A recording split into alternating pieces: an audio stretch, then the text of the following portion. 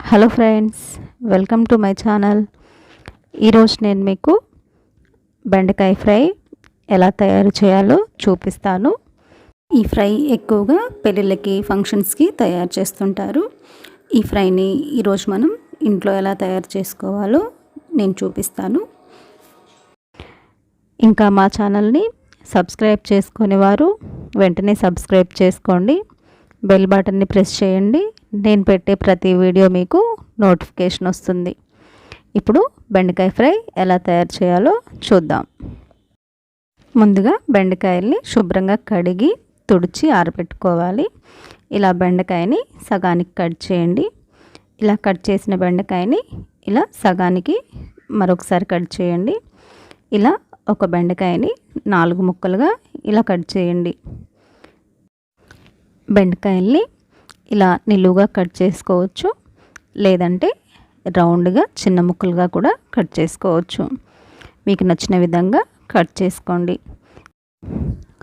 ఇలా బెండకాయ ముక్కలన్నిటిని కట్ చేసి పెట్టుకోండి. మీకు నచ్చిన విధంగా బెండకాయల్ని కట్ చేసుకోండి.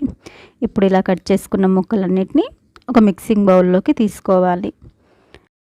ఇక్కడ నేను సుమారుగా 400 గ్రాముల బెండకాయలను తీసుకున్నాను. ఇప్పుడు ఇందులో 3 టేబుల్ స్పూన్ బియ్యపిండిని యాడ్ చేయండి. అదేవిధంగా 4 టేబుల్ స్పూన్ శనగపిండిని వేసుకోండి. ఇందులో 1/2 టీ స్పూన్ పసుపు, 1 టీ స్పూన్ కారం, 1 టీ స్పూన్ ధనియాల పొడి, 1/2 టీ స్పూన్ జీలకర్ర పొడి, సరిపడా సాల్ట్ వేసుకోవాలి. ఇలా వేసుకున్న తర్వాత ఒకసారి ఇలా కలుపుకోండి.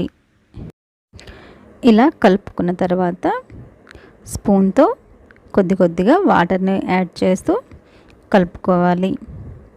వాటర్ని ఎక్కువగా వేయకూడదు.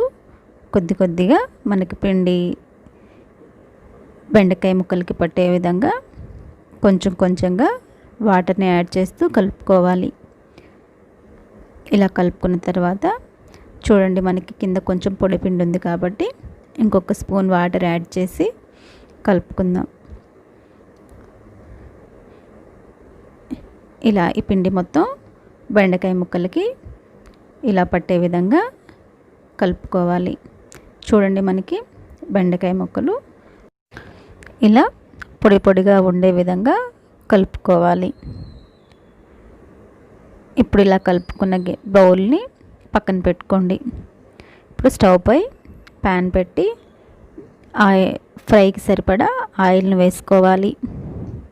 ఇలా ఆయిల్ వేసి వేడయ్యాక బెండకాయల్ని ఇలా పకోడీ మాదిరిగా వేసుకోవాలి.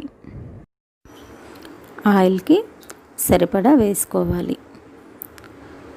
ఇలా వేసుకున్న తర్వాత బెండకాయల్ని కలుపుకుంటూ ఫ్రై చేసుకోవాలి. ఇలా బెండకాయల్ని 2 వైపులా బాగా గోల్డెన్ బ్రౌన్ కలర్ వచ్చే వరకు ఫ్రై చేసుకోండి. ఇలా ఫ్రై అయిన బెండకాయల్ని ఇలా ఒక ప్లేట్లోకి తీసుకోవాలి. ఇలాగే మిగిలిన బెండకాయలన్నిటినీ ఫ్రై చేసుకోండి. ఇవి చాలా టేస్టీగా బాగుంటాయి. ఇందులో మీ ఇష్టాన్ని బట్టి కొన్ని వేరుశనగ గుళ్ళు, కొద్దిగా కరివేపాకుని ఇలా ఫ్రై చేసి వేసుకోండి. చాలా బాగుంటుంది. ఎంతో టేస్టీగా ఉండే ఈ బెండకాయ ఫ్రైని మీరు కూడా ఒకసారి ట్రై చేయండి. ఈ వీడియో మీకు నచ్చినట్టయితే ఒక లైక్ చేయండి.